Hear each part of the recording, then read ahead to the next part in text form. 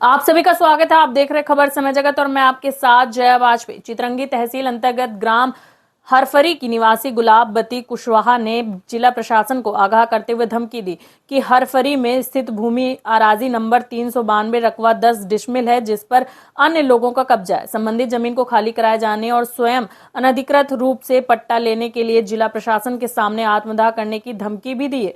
गुलाबवती की मांग को न्यायिक रूप से अवैधानिक करार दिया गया है। मिली जानकारी के मुताबिक वादग्रस्त भूमि मात्र शासन की भूमि है और उस पर वादियों ने अनाधिकार कब्जा किया हुआ।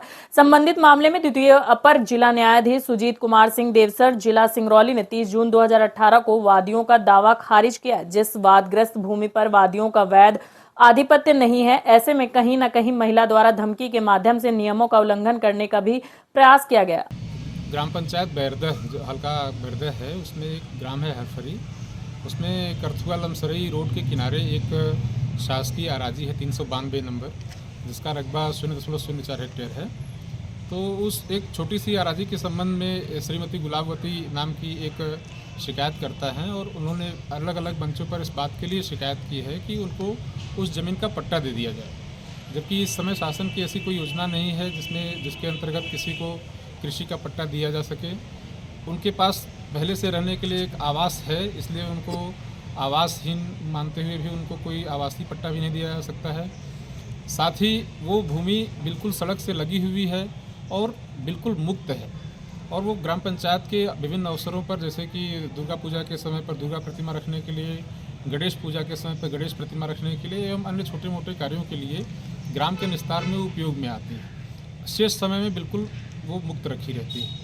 उसके संबंध में श्रीमती गुलाबवती ने एक माननीय सिविल न्यायालय में भी वाद दायर कर रखा था, जिसमें कि माननीय सिविल न्यायालय ने भी ये आदेश दिया था कि भूमि शासन की है और उस पर जो इनका कब्जा है वो बेजा है, और शासन अगर चाहे तो केवल जो शासन की सम्यक प्रक्रिया है उसका पालन करते हुए उनको उस कब्जे से मुक्त कर सकती है। हालांकि वर्तमान में उनका उस पर कोई कब्जा नहीं है, पूरी तरह से खाली पड़ी हुई है, इसलिए उनको मुक्त करने की कार्रवाई करने की आवश्यकता भी नहीं है।